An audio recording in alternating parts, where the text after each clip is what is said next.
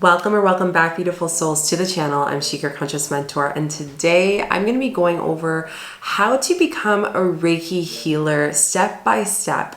I am a Reiki master in Usui and Shamanic Reiki and also Egyptian Reiki, and I would love to share because I know for a lot of the times, including myself, I didn't know where to get started. So here I'm going to share with you each step of how to become a Reiki master, a Reiki One, Reiki Two. If you're interested in being into Reiki or becoming a Reiki practitioner and sharing that light energy with the world, then this video is going to really break it down for you so you can really go through that.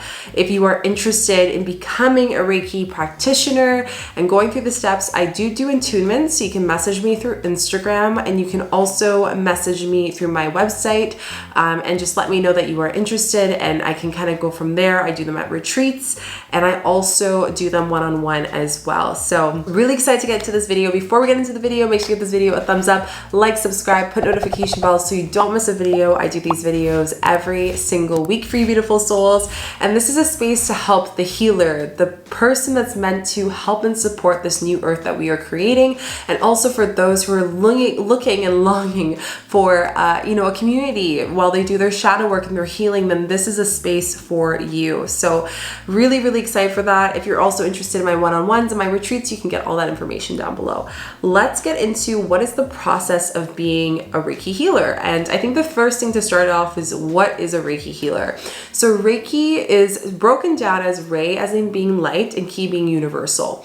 It comes from Japan, it's Japanese, and this medicine is really sent through our hands, through our energy of our hands. And if we think about it, when a kid hurts themselves, what is the first thing they do? They put their hand on their leg and they're like, oh, it hurts, right? So this is a space that in us, we already have Reiki.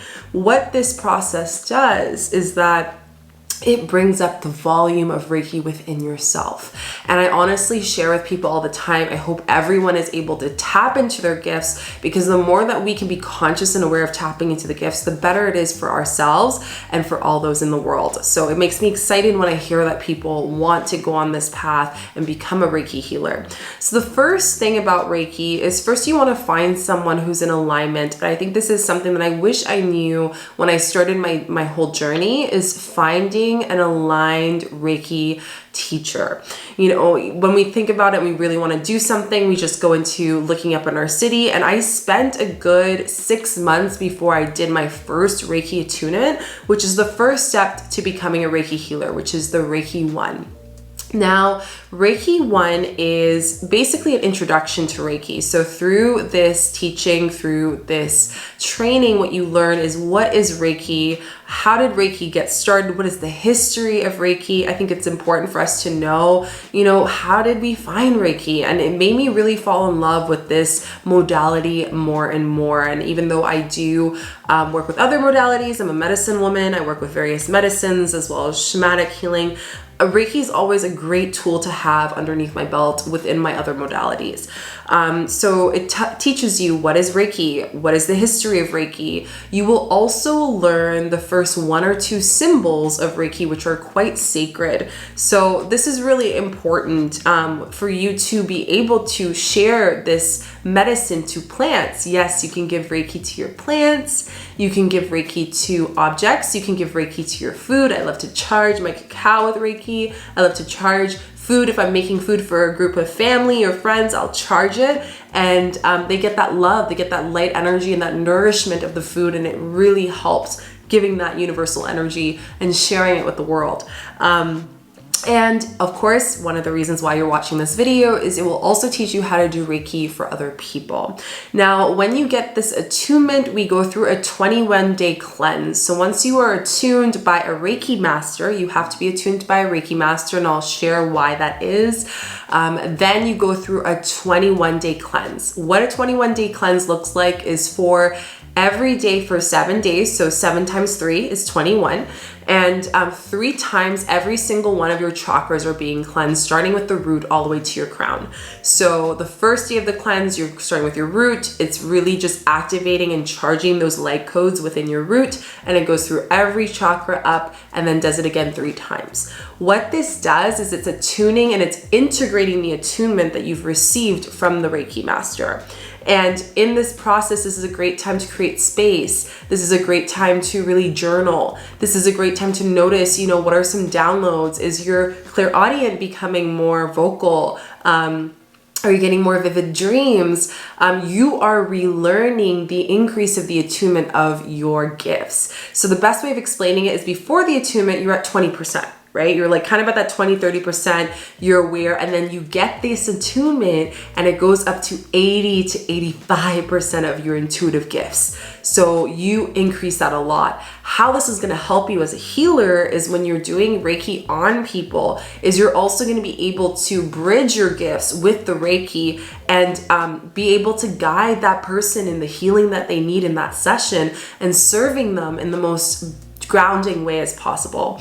The main reason, and one of the reasons why I got into Reiki, is I found that I was really exhausted after working with clients. So I actually started Reiki for myself, ironically enough. And I felt that at the end of a session, I just needed a time to really clear my energy, really ground myself. Maybe you're working as a nurse or you're working as a teacher or with a lot of people, a lot of energies, and being this first attunement can be helpful for you as well as it is to help heal the world. So that is the first step of becoming a Reiki healer, and this is really, really important in allowing you to share it to the world. So again, you're able to share this Reiki after Reiki One with people in person. Now we go into Reiki 2.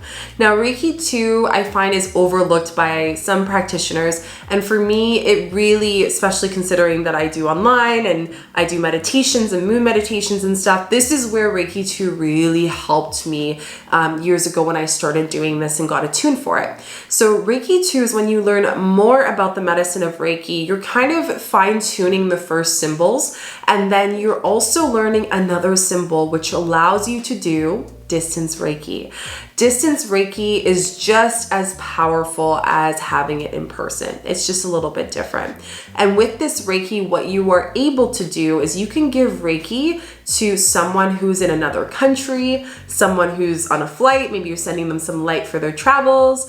You can give it to someone in transition. Yes, I've done that before. Someone who's passing away, moving on the other side.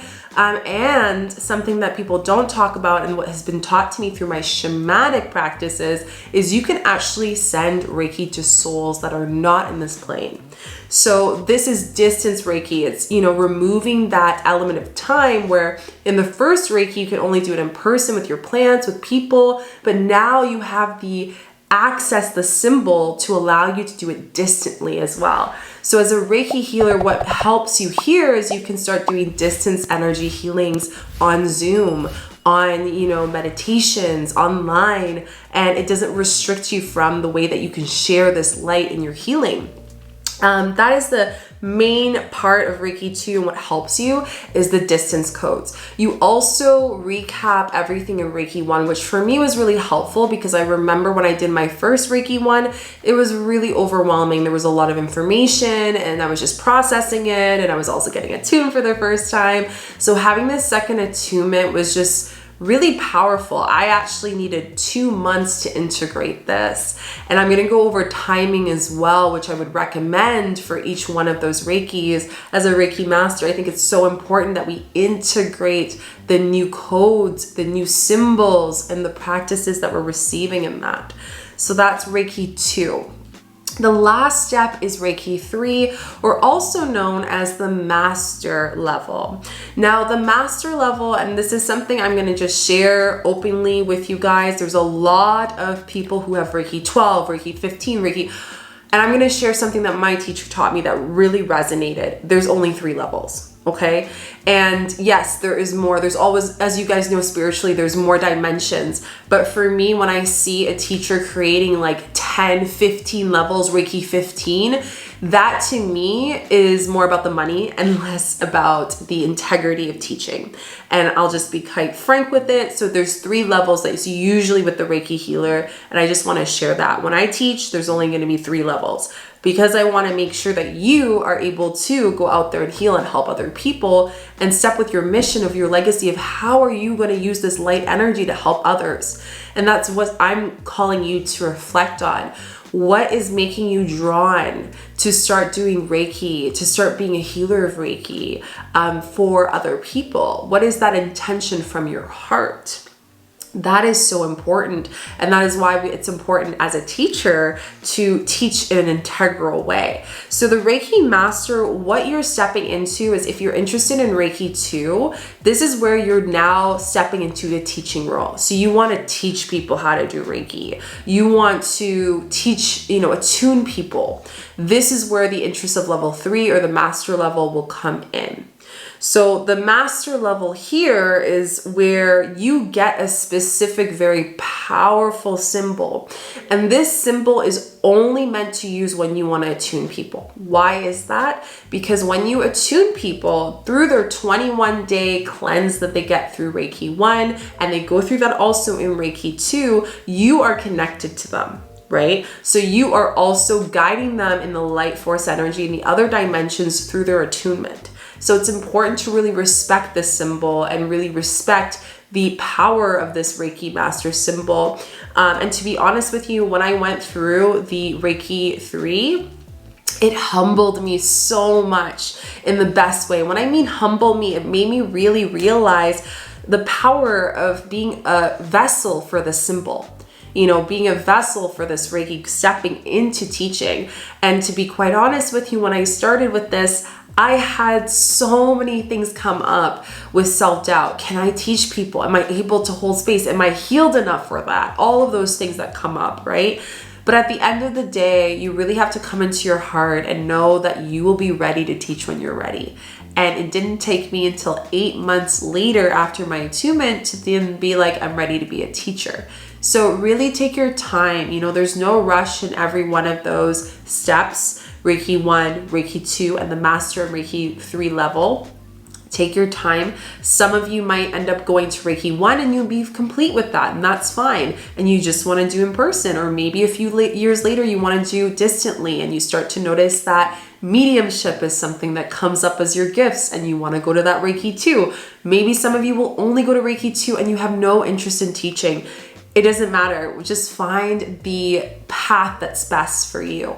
I'm sharing this because I just want you all to know step by step what that process is. So you are getting, the best experience, and you know what to do and how to become a Reiki teacher or Reiki master, as well as a Reiki practitioner.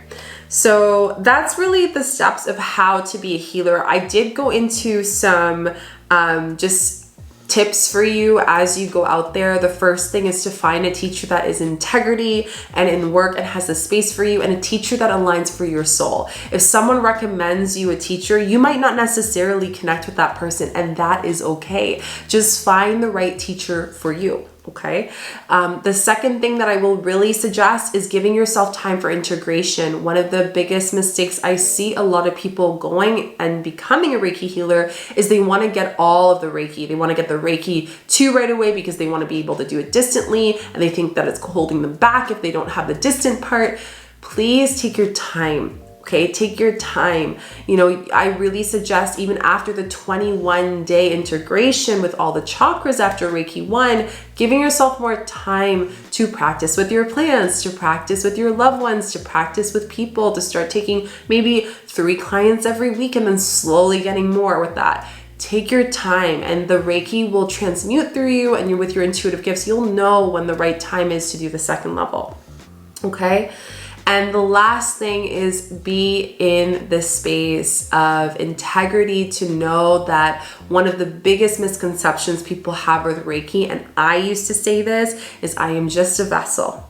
And you have to remember that you are a vessel of Reiki, but with that, the Reiki is charging you and your gifts, and you are channeling your gifts as well. So one of the mistakes I see people do is because they know they're a vessel, they're a skeleton, they start doing a lot of clients all at once. And then what happens? They burn out. So one of the biggest things I will share with you is, when you're starting, start slow, and remember that you can use your gift of Reiki for yourself as well and to charge yourself. So what does that look like to feel taken care of? So when you step into a session with someone, you feel fully aligned. You feel that you can give that person that light and focus on them and not have to be in a space that's not clear. I just had someone message me the other day saying, I just went through a Reiki attunement and the person was in a negative space. So that student is feeling that. And it's up to our integrity as a teacher, as a practitioner, to our clients and also to the students, that we are honest and say, hey, we don't have the space for that. Can we reschedule?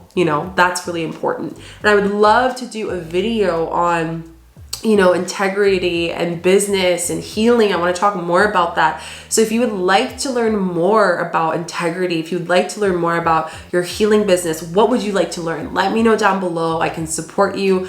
That's what I do. I help and support space holders to be in a space of integrity and hold a more anchored space. And if that is something that you're interested in, you can go look at my rebirth program and my retreats as well to help and support you as a space holder. So I hope this video was really helpful. Let me know down below how you feel after this video. Maybe you are interested in attunement. I do attunements as well. So message me on Instagram or message me through my website, and I would be more than happy to schedule an attunement with you. And I am sending you so much love, so much light to you, and I'm so excited for you on your journey. And just know that we need more conscious, integral healers like you to help this world and this new earth. I love you all so much, and I'll see you in the next video. Bye.